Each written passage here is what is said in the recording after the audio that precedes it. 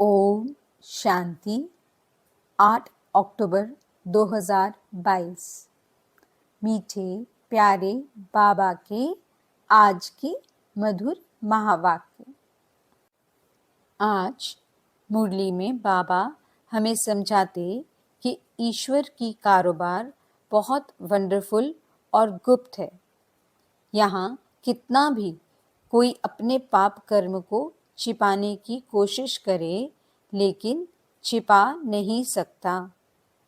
बाबा कहते हमें सच्चे बाप से सदा सच्चा रहना है, कुछ भी छिपाना नहीं है। देही अभिमानी रहने का पुरुषार्थ करना है, अपवित्र कभी भी नहीं बनना है। हमें त्रिकालदर्शी व त्रिनेत्री बन माया के भिन्न भिन्न रूपों को पहचानना है। खान पान की बहुत परहेज रखनी है। दिल की सच्ची प्रीत एक बाबा से ही रखनी है, एक बाबा की ही याद में रहना है। दुख की लहरें चाहे सामने आएं, परंतु अंदर में दुखी नहीं होना है। जब हम बच्चे ऐसे न्यारे बनेंगे, तभी प्रभु के प्यारे बन सकेंगे। और जो ऐसे न्यारे और परमात्मा प्यारे बच्चे होते हैं, वही खुशियों के खजानों से संपन्न रहते हैं। तो चलिए सुनते हैं आज की बाबा की मीठी प्यारी मुरली। ओम शांति। बाबा कहते, मीठे बच्चे, तुम्हारी पढ़ाई बुद्धि की है। बुद्धि को शुद्ध करने के लिए प्रवृत्ति में बहुत युक्ति से चलना है। खान पान की परहेज रखनी है। प्रश्न, ईश्वर की कारोबार बड़ी वंडरफुल और गुप्त है, कैसे? उत्तर, हर एक के कर्मों का हिसाब किताब चुकतू करवाने की कारोबार बड़ी वंडरफुल और गुप्त है।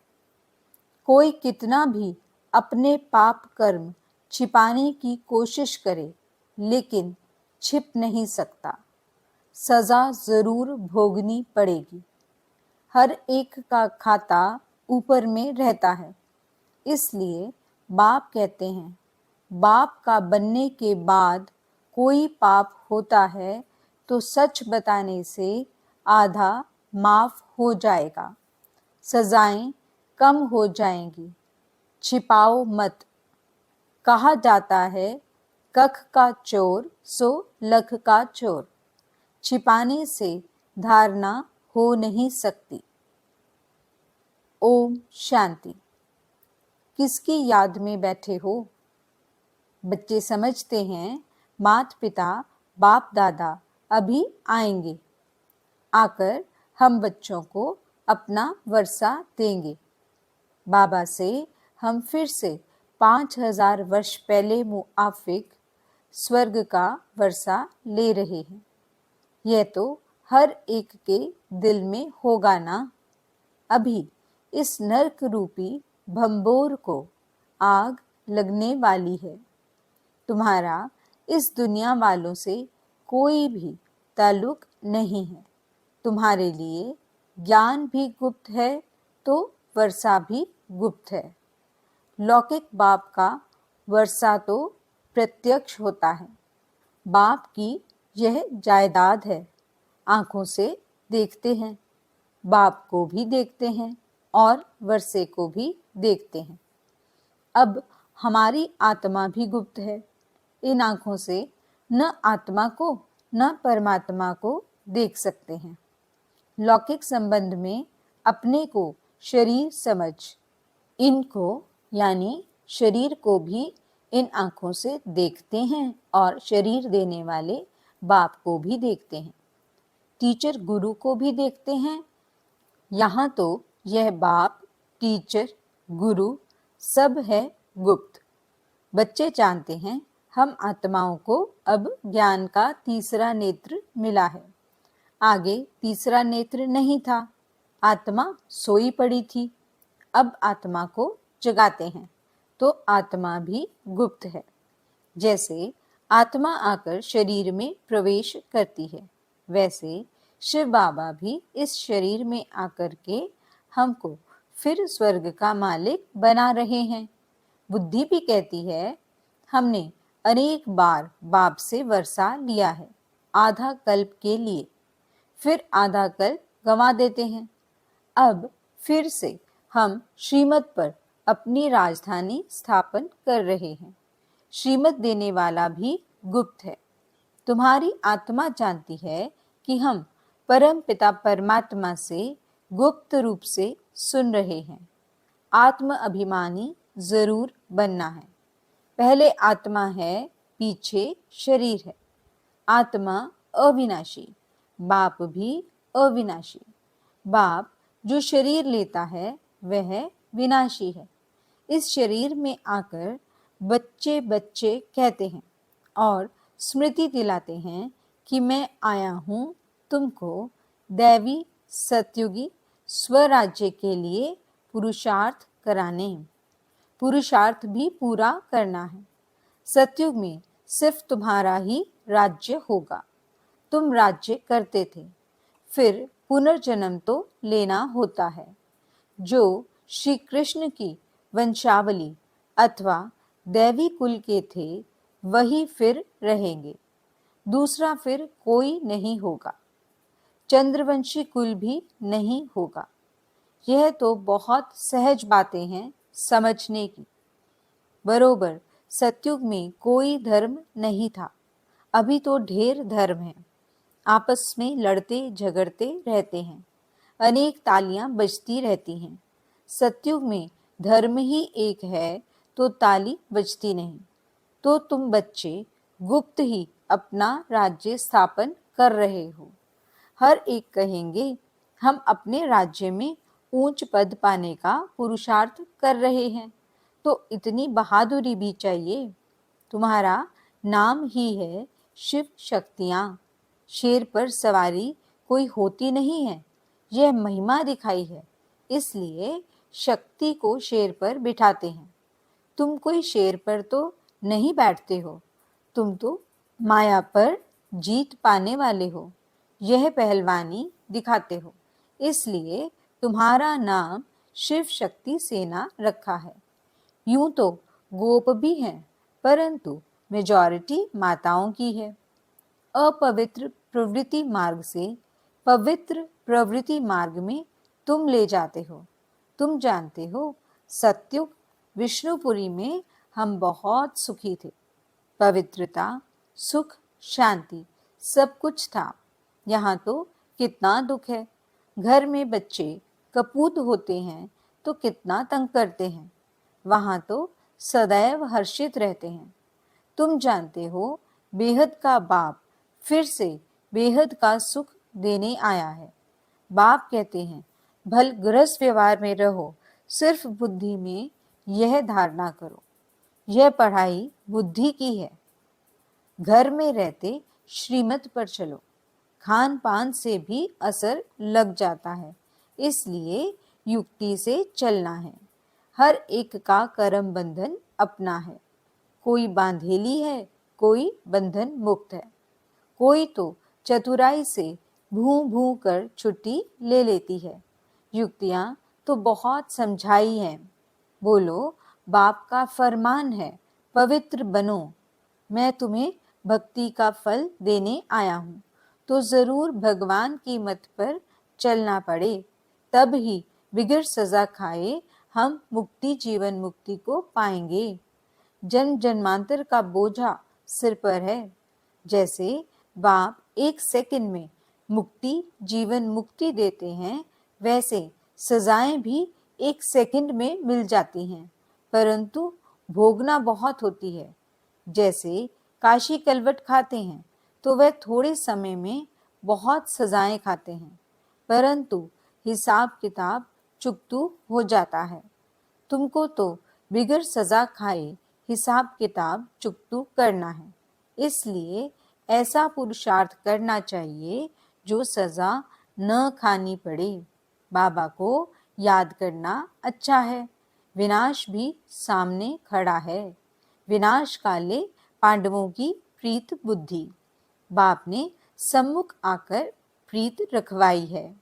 बाकी औरों से प्रीत रख क्या करेंगे? वह सब खलास हो जाने हैं। एक बाप को याद करने का हड्डी पुरुषार्थ करना है। बाहर से करके मित्र संबंधियों से खुश खैरावत पूछी जाती है, परंतु दिल एक बाप से। जिस्मानी आशिक माशूक घर में रहते एक दो को याद करते हैं। तुम आशिक बने हो शिव बाबा के, वह तुम्हारे सम्मुख हैं। वह तुमको याद करते, तुम उनको याद करो। शिव बाबा इस शरीर में आकर आत्माओं की सगाई स्वयं ही कराते हैं।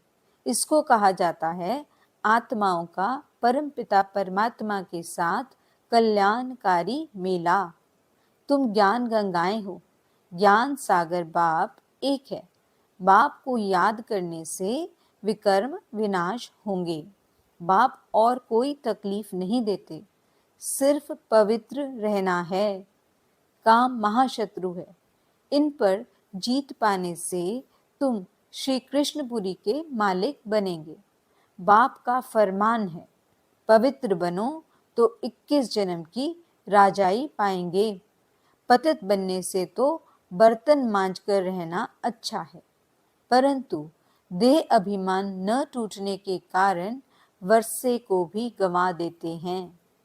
देखो बाप कितना बड़ा है। पतित दुनिया पतित शरीर में आया है। शिव बाबा को सोमनाथ के मंदिर में पूज रहे हैं। वही बाबा इस समय देखो कितना साधारण बैठे हैं। अब परमात्मा खुद शिक्षा दे रहे हैं। इस पर भी नहीं चलेंगे तो पद को लकीर लगा देंगे। बाप कहते हैं बच्चे पवित्र बनो। अभी सब भ्रष्टाचारी हैं। श्रेष्ठाचारी उनको कहा जाता है जो पवित्र रहते हैं। गवर्नमेंट ने सन्यासियों का झुंड बनाया है कि तुम सबको श्रेष्ठाचारी बनाओ, परंतु श्रेष्ठाचारी तो होते ही सतयुग में हैं।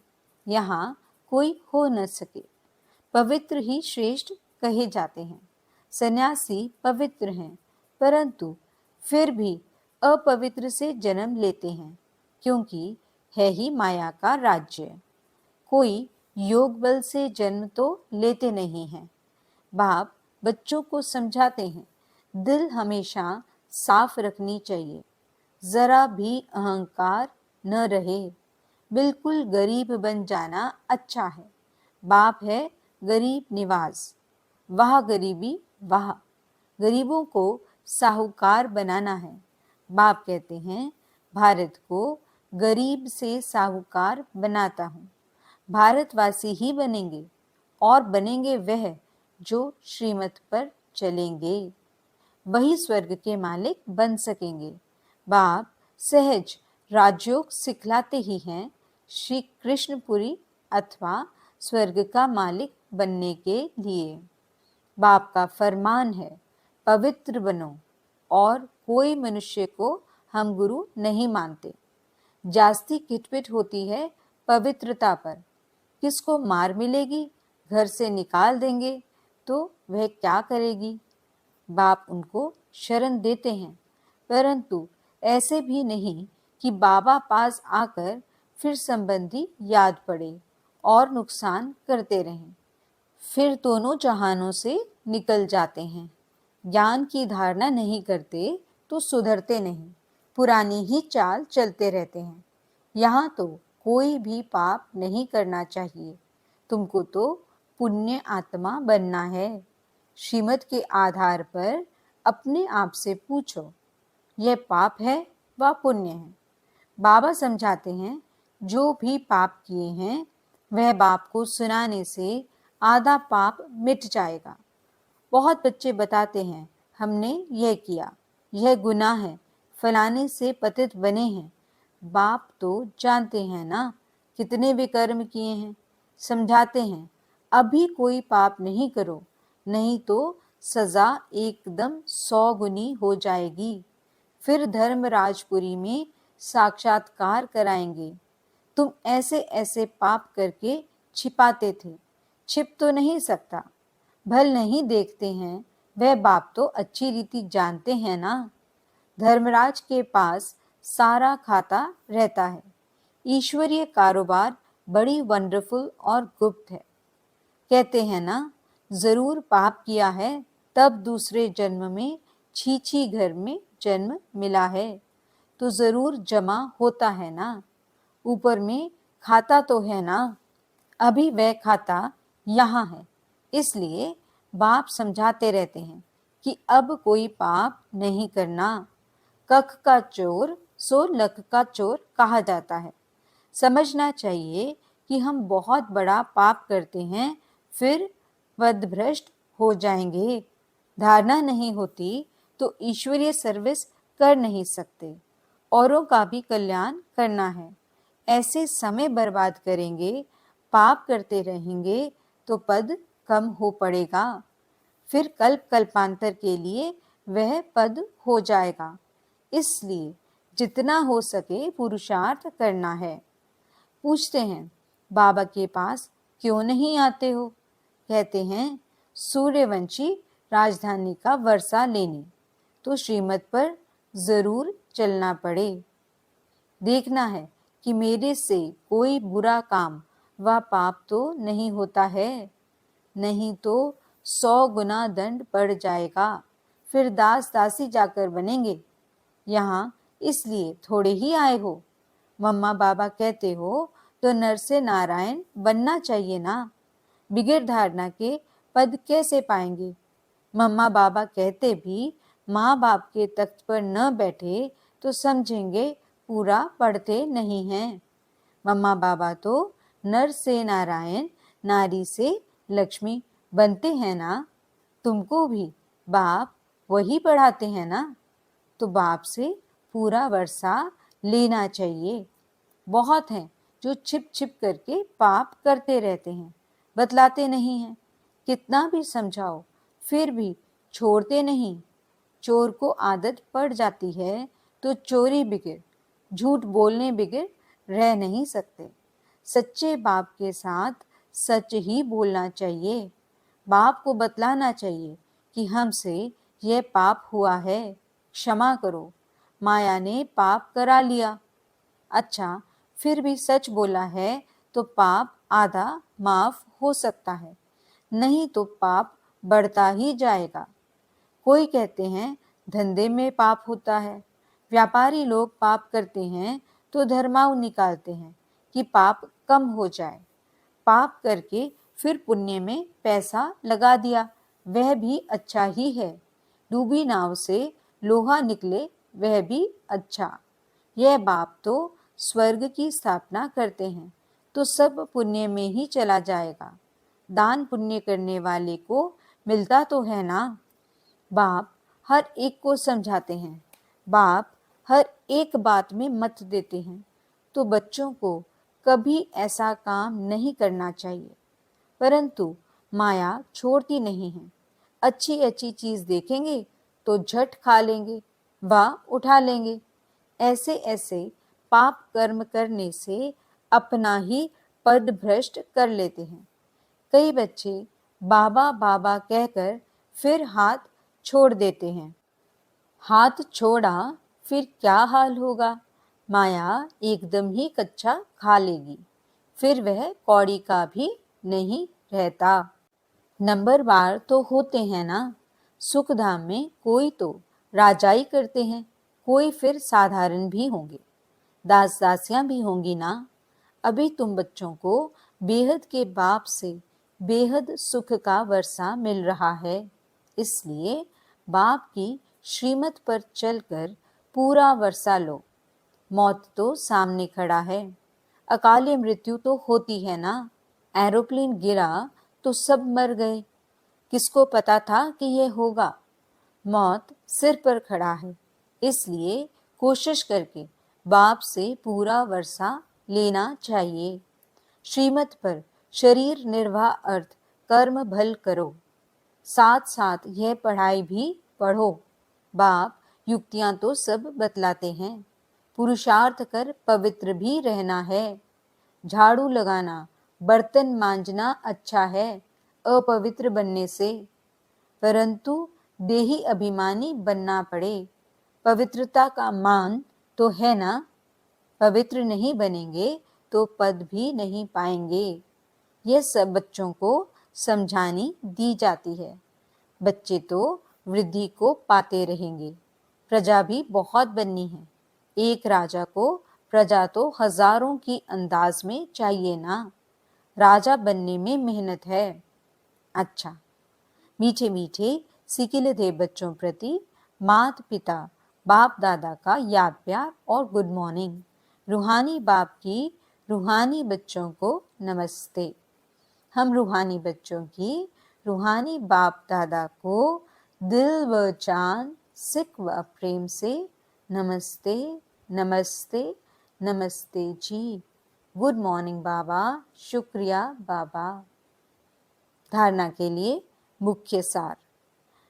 पहला पॉइंट, इस विनाश काल में दिल की सच्ची प्रीत एक बाप से रखनी है, एक की ही याद में रहना है। दूसरा पॉइंट, सच्चे बाप से सदा सच्चे रहना है, कुछ भी छिपाना नहीं है। देही अभिमानी रहने की मेहनत करनी है, अपवित्र कभी नहीं बनना है। वरदान, दुख की लहरों से न्यारे रह प्रभु प्यार का अनुभव करने वाले खुशी के खजाने से संपन्न भव। संगम के समय दुख के लहरों की कई बातें सामने आएंगी, लेकिन अपने अंदर वो दुख की लहर दुखी नहीं करे। जैसे गर्मी की मौसम में गर्मी होगी, लेकिन स्वयं को बचाना अपने ऊपर है, तो दुख की बातें सुनते हुए भी दिल पर उसका प्रभाव न पड़े। जब ऐसे दुख की लहरों से न्यारे बनो, तब प्रभु का प्यारा बनेंगे। जो ऐसे न्यारे और परमात्मा प्यारे हैं, वही खुशियों के खजाने से संपन्न रहते हैं। स्लोगन, त्रिकालदर्शी व त्रिनेत्री वह है जो माया के बहु रूपों को सहज ही पहचान ले। अच्छा, ओम शांति।